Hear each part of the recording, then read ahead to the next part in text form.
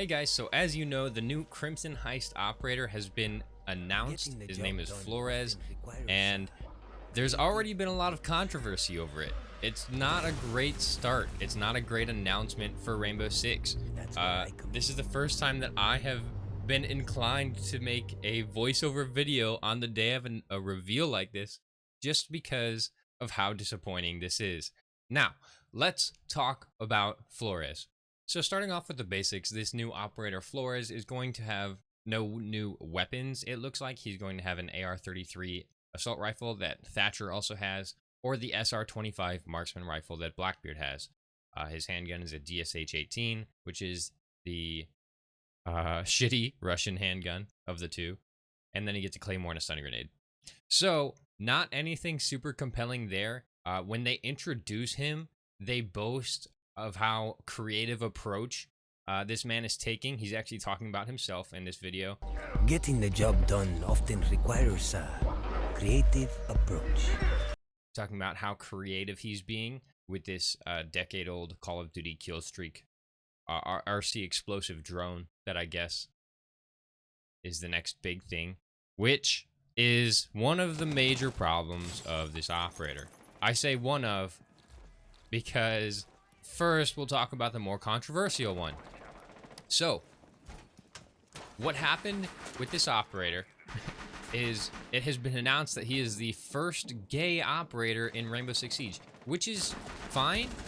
There's nothing wrong with being gay or your sexuality in general. And it's also weird if they're trying to dive into the lore, the story of the characters. Why would they not take this as an opportunity to introduce this through story?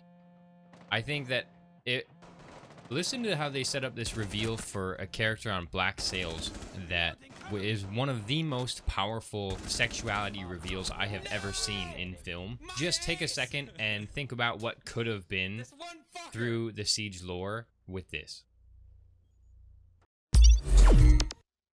The whole backstory was told me by John Steinberg and Robert Levine prior to me accepting the role.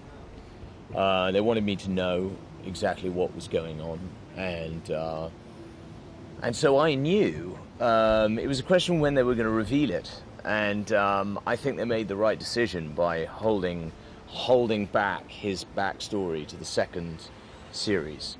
Because in the first series, I think what's great about Flint, although I think maybe audience members must have been frustrated by him, is they don't know what is driving this man, and to him, he's this enigmatic figure that they're constantly trying to get into his head and go, what is driving you? What is your end game? What are you driving at?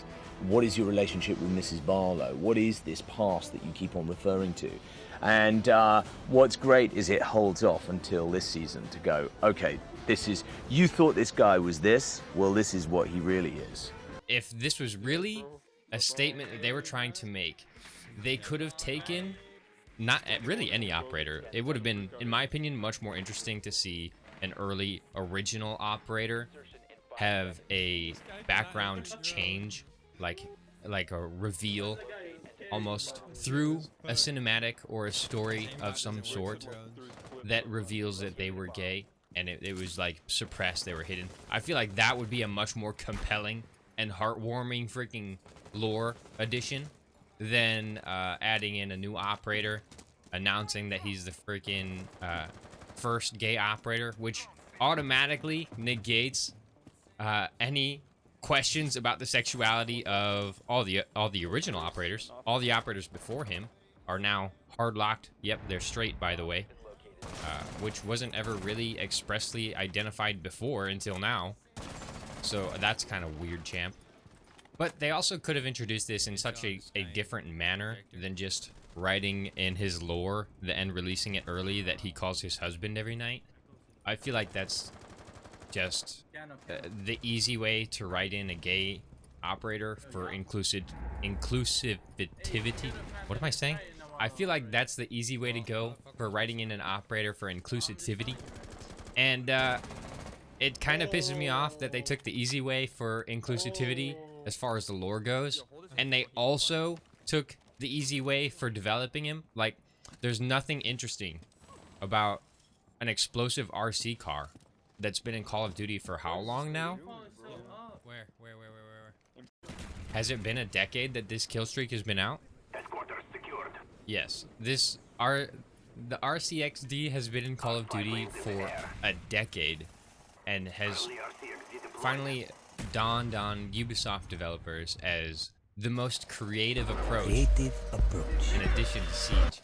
And if you ask me, I think what they were going for with this is to take an operator that you aren't going to just sprint into sight with. I think they're trying to slow down the gameplay, which, I mean, that's a good path to have in your mind, but the problem of just giving an operator explosive drones is it literally takes all of the skill out of the gameplay.